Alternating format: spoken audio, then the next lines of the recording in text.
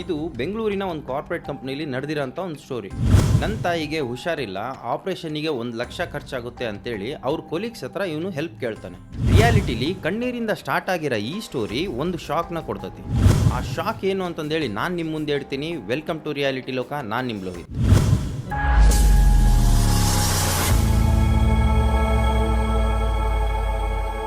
ಈ ಸ್ಟೋರಿಲಿ ಬರೋ ಹೀರೋ ಹೆಸರು ಸೋಮ ಅಂತ ಅನ್ಕೊಳ್ರಿ. ಇವನು ಒಂದು ಕಾರ್ಪೊರೇಟ್ ಕಂಪ್ನಿಲಿ ವರ್ಕ್ ಮಾಡ್ತಿರ್ತಾನೆ. ಒಂದು ಸ್ವಲ್ಪ ದಿನ ಆದಮೇಲೆ ಇವನಿಗೆ ದುಡ್ಡಿನ ಅವಶ್ಯಕತೆ ಇರ್ತೈತಿ. ನನ್ನ ತಾಯಿಗೆ ಹುಷಾರಿಲ್ಲ, ನನಗೆ 1 ಲಕ್ಷ ದುಡ್ಡು ಬೇಕು. ಸೊ ತಾಯಿಗೆ ಹುಷಾರಿಲ್ಲ, ಇವನು ಎಮೋಷನಿಂದ ಇವನು ಬೇರೆಯವರಿಗೆ ಹೆಲ್ಪ್ ಕೇಳಾಗತ್ತಾನ ಅಂತಂದ್ರೆ ಯಾವ ಮನುಷ್ಯಗಾದರೂ ಒಂದು ಸ್ವಲ್ಪ ಸಂಕಟ ಅನ್ನೋದು ಅನ್ಸುತ್ತೆ. ಅದೇ ಕಂಪ್ನಿಲಿ ವರ್ಕ್ ಮಾಡೋ ಅವ್ನ ಕೊಲೀಗ್ಸ್ ಹತ್ರ ಇವನು ಹೆಲ್ಪ್ ಕೇಳಕ್ಕೆ ಸ್ಟಾರ್ಟ್ ಮಾಡ್ತಾನೆ. ಅವನ ಕಷ್ಟ ನೋಡೋಕ್ಕಾಗ್ಲಾರ್ದೆ ಫಸ್ಟು ನಿಮ್ಮ ತಾಯಿ ಹುಷಾರಾಗಲಿ ಅಂತಂದು ಹೇಳಿ ಆ ಕೊಲೀಗ್ಸ್ ಎಲ್ಲ ಸೇರಿ ಅವ್ರ ಹತ್ರ ಇರೋ 5,000 10,000 ಆ ಥರ ಒಬ್ಬೊಬ್ರ ಹತ್ರ ದುಡ್ಡು ಇಸ್ಕೊಂಡು 1 ಲಕ್ಷ ದುಡ್ಡು ಈ ಹುಡುಗಗೆ ಕೊಡ್ತಾರೆ. ಸೊ ಒಂದು ಸ್ವಲ್ಪ ದಿನ ಆದಮೇಲೆ ಆ ಕೊಲೀಗ್ಸ್ ಎಲ್ಲ ಏನು ಕೇಳ್ತಾರೆ, ಇವಾಗ ನಿಮ್ಮಮ್ಮ ಹೆಂಗಿದ್ದಾರೆ ಅಂತಂದು ಕೇಳೋಕ್ಕೆ ಸ್ಟಾರ್ಟ್ ಮಾಡ್ತಾರೆ. ಸೊ ಇವನೇನು ಹೇಳ್ತಾನೆ, ಹಾಂ ಓಕೆ ಇವಾಗ ಒಂದು ಸ್ವಲ್ಪ ಬೆಟರ್ ಇದ್ದಾರೆ, ನೀವು ನನಗೆ ದುಡ್ಡು ಕೊಟ್ಟಿದ್ದಕ್ಕೆ ಎಷ್ಟೋ ಹೆಲ್ಪ್ ಆಗೈತಿ ಅಂತೇಳಿ ಅವರಿಗೆಲ್ಲ ಒಂದು ಥ್ಯಾಂಕ್ಸ್ ಹೇಳ್ತಾನೆ. ಸೊ ಇದಾದಮೇಲೆ ಒಂದು ಸ್ವಲ್ಪ ದಿನ ಹೋಗುತ್ತಾ ಇವನು ಆಫೀಸಲ್ಲಿ ಭಾಳ ಬೇಜಾರಾಗಿರ್ತಾನೆ. ಒಬ್ಬರ ಹತ್ರನೂ ಇವನು ಮಾತಾಡ್ಸ್ತಿರಲ್ಲ, ಇವನಿಗೆ ಒಂದು ಸ್ವಲ್ಪ ಏನೋ ಕಳ್ಕೊಂಬಿಟ್ಟಿನಿ ಅನ್ನೋ ಥರ ಅವನು ಬಿಹೇವ್ ಮಾಡ್ತಿರ್ತಾನೆ. ಸೊ ಇದನ್ನೆಲ್ಲ ನೋಡಿರೋ ಆ ಕೊಲೀಗ್ಸಿಗೆ ಒಂದು ಡೌಟ್ ಬಂದಿರ್ತೈತಿ, ಏನಾದರೂ ಹೆಚ್ಚು ಕಮ್ಮಿ ಆಗ್ಬಿಡ್ತೇನೋ ಪಾಪ ಅವ್ರ ತಾಯಿಗೆ ಅಂತಂದೇಳಿ ಅವ್ರು ಅನ್ಕೊಂತಾರೆ. ಸೊ ಆ ಕೊಲೀಗ್ಸ್ ಎಲ್ಲ ಬಂದು ಇವನಿಗೆ ಕೇಳ್ತಾರೆ, ಯಾಕೆ ನೀನು 3-4 ದಿನದಿಂದ ಭಾಳ ಬೇಜಾರದಿ, ಯಾರ ಹತ್ರನೂ ಮಾತಾಡಕತ್ತಿಲ್ಲಲ್ಲ, ಒಂದು ಸ್ವಲ್ಪ ಟೆನ್ಷನಾಗಿ ಕಾಣಕತ್ತಿಯಲ್ಲ, ಏನಾದರೂ ಪ್ರಾಬ್ಲಮ್ ಇದ್ದರೆ ಹೇಳು, ನಮ್ಮ ಕೈಲೇ ಆದಷ್ಟು ಸಹಾಯ ನಾವು ಮಾಡ್ತೀವಿ ಅಂತಂದೇಳಿ ಆ ಕೊಲೀಗ್ಸ್ ಎಲ್ಲರೂ ಅವನಿಗೆ ಹೇಳ್ತಾರೆ. ಸೊ ಈ ಕೊಲೀಗ್ಸ್ ಅವ್ರು ಏನು ಅನ್ಕೊಂಡಿರ್ತಾರೆ, ಅವ್ರ ತಾಯಿಗೇನೋ ಹೆಚ್ಚು ಕಮ್ಮಿ ಆಗ್ಬಿಡ್ತೇನೋ ಅಂತಂದೇಳಿ ಅವ್ರು ಅನ್ಕೊಂಡಿರ್ತಾರೆ.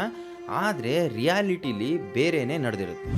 ಸೊ ಇವನು ನಮ್ಮ ತಾಯಿಗೆ ಹುಷಾರಿಲ್ಲ ಅಂತಂದೇಳಿ ಒಂದು ಸಿಂಪತಿ ಗಿಟ್ಸ್ಕೊಂಡು ಅದು 1 ಲಕ್ಷ ಏನು ಅವ್ನು ಇಸ್ಕೊಂಡಿರ್ತಾನೋ ಅವನು ಆನ್ಲೈನ್ ಬೆಟ್ಟಿಂಗಿಗೆ ಖರ್ಚು ಮಾಡಿರ್ತಾನೆ. ಸೊ ಇವನು ಅನ್ಕೊಂಡಿರೋದು ನಾನು ಈ 1 ಲಕ್ಷನ ಆನ್ಲೈನ್ ಬೆಟ್ಟಿಂಗಿಗೆ ಹಾಕಿ ಇದನ್ನು ಡಬಲ್ ಮಾಡಿ 1 ಲಕ್ಷನ ಅವ್ರಿಗೆ ಕೊಟ್ಟು ಇನ್ನೂ 1 ಲಕ್ಷನ ಇವ್ನು ಇಟ್ಕೋಬೇಕು ಅಂತಂದೇಳಿ ಪ್ಲ್ಯಾನ್ ಮಾಡ್ಕೊಂಡಿರ್ತಾನೆ. ಸೊ ಇವನು ಆಫೀಸ್ ಲಾಗೌಟ್ ಆದಮೇಲೆ ಮನೆಗೆ ಹೋಗಿ ಕೊಲೀಗ್ಸ್ ಹತ್ರ ಇಸ್ಕೊಂಡಿರೋ ಈ 1 ಲಕ್ಷ ದುಡ್ಡು ಅವನು ಆನ್ಲೈನ್ ಬೆಟ್ಟಿಂಗ್ ಏನು ಆಡ್ತಾನಲ್ಲ ಆ ಒಂದು ವ್ಯಾಲೆಟ್ ಒಳಗೆ ಇವನು ಹಾಕಿರ್ತಾನೆ. ರೂಮ್ನ ಲಾಕ್ ಮಾಡ್ಕೊಂಡು ಈ ಆನ್ಲೈನ್ ಬೆಟ್ಟಿಂಗ್ನ ಆಡೋಕ್ಕೆ ಇವನು ಸ್ಟಾರ್ಟ್ ಮಾಡ್ತಾನೆ.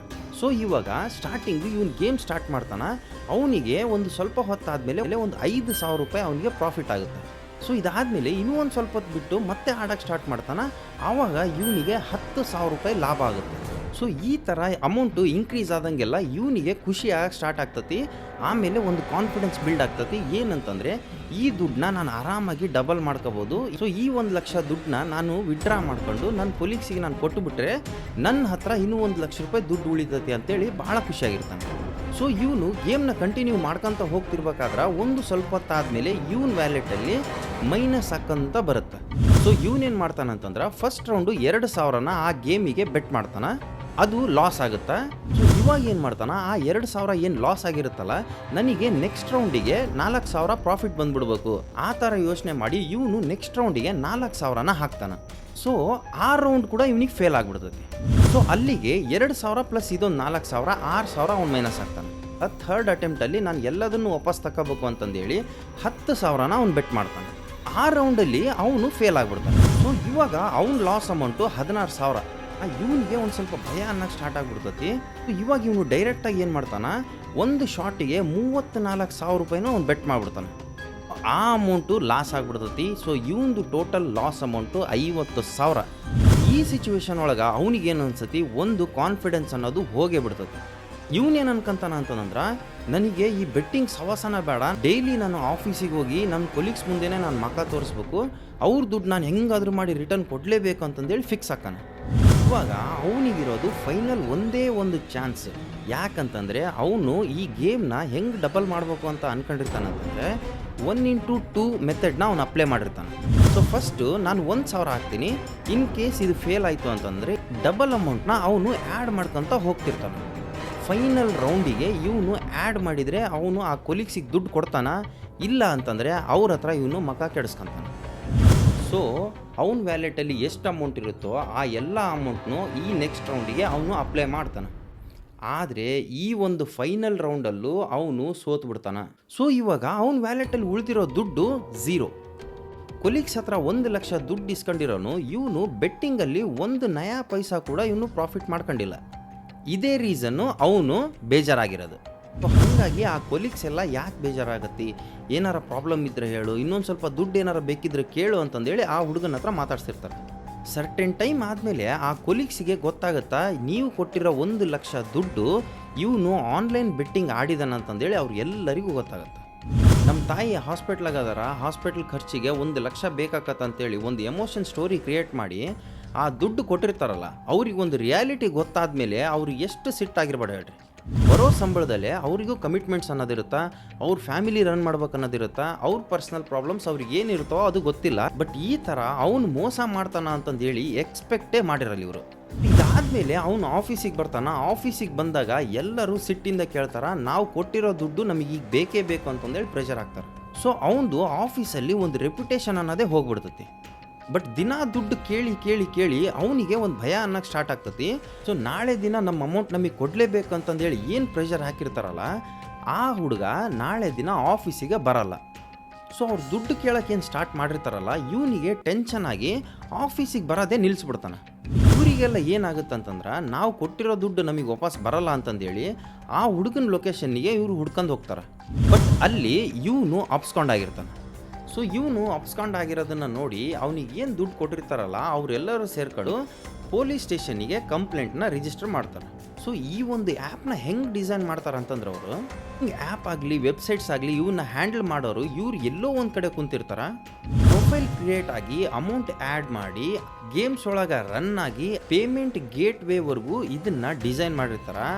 ಆದರೆ ಈ ಒಂದು ಅಪ್ಲಿಕೇಶನ್ ಆಗಲಿ ವೆಬ್ಸೈಟ್ಗಳಾಗಲಿ ಒಂದು ಲೋಡ್ ಕ್ಯಾಲ್ಕುಲೇಷನ್ ಬೇಸಿಸ್ ಮೇಲೆ ಇವರು ಡಿಸೈನ್ ಮಾಡ್ತಾರೆ. ಮೀಡಿಯೇಟರ್ಸ್ನ ಯೂಸ್ ಮಾಡ್ಕೊಂಡು ಈ ಆ್ಯಪ್ಸ್ನ ಪ್ರಮೋಟ್ ಮಾಡೋಕ್ಕೆ ಸ್ಟಾರ್ಟ್ ಮಾಡ್ತಾರೆ. ಸೊ ಇವರು ಸ್ಟಾರ್ಟಿಂಗ್ ಒಂದು ಸ್ವಲ್ಪ ಅಮೌಂಟ್ ಕೊಟ್ಟಂಗೆ ಮಾಡಿ ಅದಾದಮೇಲೆ ನಿಮ್ಮ ಹತ್ರ ಇರೋ ದುಡ್ಡನ್ನ ಎಲ್ಲದನ್ನು ಇವರು ಬಾಚ್ಕೊಂಡು ಹೋಗ್ತಾರೆ. ಸೊ ಈ ರೀತಿ ಅವರು ತಲೆ ಓಡಿಸಿ ಆ ಒಂದು ವೆಬ್ಸೈಟ್ನ ಡಿಸೈನ್ ಮಾಡಿರ್ತಾರೆ. ಬಟ್ ಈ ಕೆಲವೊಂದು ಬೆಟ್ಟಿಂಗ್ ಗೇಮ್ಸ್ನ ಏನು ನಡೆಸ್ತಿರ್ತಾರಲ್ಲ ಅವರೆಲ್ಲ ಸೇರಿ ಏನು ಮಾಡ್ತಾರೆ, betting is A game of skill ಅಂತೇಳಿ ಫೈಟ್ ಮಾಡಿದ್ರು ಗೌರ್ಮೆಂಟು ಇದಕ್ಕೆ ಸಪೋರ್ಟ್ ಮಾಡಲ್ಲ. ಸೊ ಈ ಒಂದು ಆನ್ಲೈನ್ ಬೆಟ್ಟಿಂಗ್ ಒಳಗೆ ಎಷ್ಟೋ ಜನ ಸೂಸೈಡು ಮಾಡ್ಕೊಂಡಾರ. ಎಂತೆಂಥ ಒಳ್ಳೆ ಯೂಟ್ಯೂಬರ್ಸು ಇದ್ರ ಬಗ್ಗೆ ಒಂದು ಪ್ರಾಪರ್ ಆಗಿರೋ ಮೆಸೇಜು ಕೊಟ್ಟಾರ. ಈ ಥರ ಏನು ಲಾಸ್ ಆಗಿರ್ತಾರಲ್ಲ, ಅವ್ರ ಫ್ಯಾಮಿಲಿ ಏನು ಡಿಪೆಂಡೆಂಟ್ ಆಗಿರುತ್ತೆ ನೋಡ್ರಿ, ಅವ್ರ ತಾಯಿ ಆಗಲಿ, ತಂಗಿ ಆಗಲಿ, ಅಕ್ಕ ಆಗಲಿ, ಹೆಂಡತಿ ಆಗಲಿ. ಸೊ ಇವರೆಲ್ಲ ಬಂದು ಮೀಡಿಯಾ ಮುಂದೆ ಅವ್ರು ಕಣ್ಣೀರು ಇಟ್ಕೊಂಡು ಹೇಳ್ತಿರ್ತಾರ, ಇದನ್ನ ಆಡಕ್ಕೆ ಹೋಗ್ಬೇಡ್ರಿ, ನಮಗಾಗಿರೋ ಪರಿಸ್ಥಿತಿ ನಿಮಗಾಗೋದು ಬೇಡ, ದಯವಿಟ್ಟು ಆಡಬೇಡ್ರಿ ಅಂತಂದೇಳಿ ಅಳ್ಕಂತ ಹೇಳ್ತಾರೆ. ಸೊ ನನ್ನ ಕಡೆಯಿಂದ ನಾನು ಏನು ಸಜೆಷನ್ ಕೊಡ್ತೀನಿ ಅಂತಂದ್ರೆ, ಈ ಒಂದು ಬೆಟ್ಟಿಂಗ್ ಸ್ಕ್ಯಾಮಿಗೆ ನೀವು ಬೀಳಕ್ಕೆ ಹೋಗ್ಬೇಡ್ರಿ. ನನಗೆ ಬೇಜಾರಾಗೋದು ಏನು ಅಂತಂದರೆ, ಆ ಒಂದು ಅಮೌಂಟ್ನ ಬೆಟ್ಟಿಂಗ್ ಆ್ಯಪಲ್ಲಿ ಹಾಕುವಷ್ಟು ಮಜಾ ಕೊಡುತ್ತಾ ಇದು. ಎಸ್, ದುಡ್ಡು ಬೇಕು, ಆದರೆ ನಮ್ಮ ಪೇರೆಂಟ್ಸ್ಗಿಂತ ಏನಾದೇನು ದೊಡ್ಡದಲ್ಲ. ಸೊ ನೀವೇನಾದರೂ ದುಡ್ಡನ್ನ ಎಕ್ಸ್ಪೆಕ್ಟ್ ಮಾಡಕತ್ತೀರಿ ಅಂತಂದರೆ ನೀವು ಮಾಡೋ ಕೆಲಸದೊಳಗೆ ಎಕ್ಸ್ಪೆಕ್ಟ್ ಮಾಡಿರಿ. ಸೊ ಇವರು ಆನ್ಲೈನ್ ಬೆಟ್ಟಿಂಗ್ ಗೇಮ್ಸ್ ಒಳಗೆ ರೆಫರ್ ಮಾಡಿದರೆ ಇಷ್ಟು ಬೋನಸ್ ಕೊಡ್ತೀವಿ, ಅಷ್ಟು ಬೋನಸ್ ಕೊಡ್ತೀವಿ ಅನ್ನೋದನ್ನು ನಂಬಕ್ಕೆ ಹೋಗ್ಬೇಡ್ರಿ. ಸೊ ಅವೆಲ್ಲ ಅಟ್ರ್ಯಾಕ್ಟ್ ಮಾಡೋ ಒಂದು ಟ್ಯಾಕ್ಟಿಕ್ ಆಗಿರುತ್ತೆ. ದಯವಿಟ್ಟು ಬೆಟ್ಟಿಂಗ್ ಸಾವಾಸಕ್ಕೆ ಹೋಗೋಕ್ಕೆ ಹೋಗ್ಬೇಡ್ರಿ. ಸೊ ಎಮೋಷ್ನಲಿ ಇವನೇನು ದುಡ್ಡು ಇಸ್ಕೊಂಡಿರ್ತಾನೋ ಆ ದುಡ್ಡನ್ನ ಇವನು ಎಲ್ಲಿ ಯೂಸ್ ಮಾಡ್ತಾನ, ಹೆಂಗೆ ಸ್ಕ್ಯಾಮ್ ಆಗ್ತಾನ, ಇದು ಈ ಸ್ಟೋರಿಲಿ ಬರೋ ಒಂದು ರಿಯಾಲಿಟಿ ಆಗಿರ್ತೈತಿ. ನನ್ನ ಫಸ್ಟ್ ವೀಡಿಯೋಗೆ ಒಳ್ಳೆ ರೆಸ್ಪಾನ್ಸ್ ಮಾಡಿರಿ.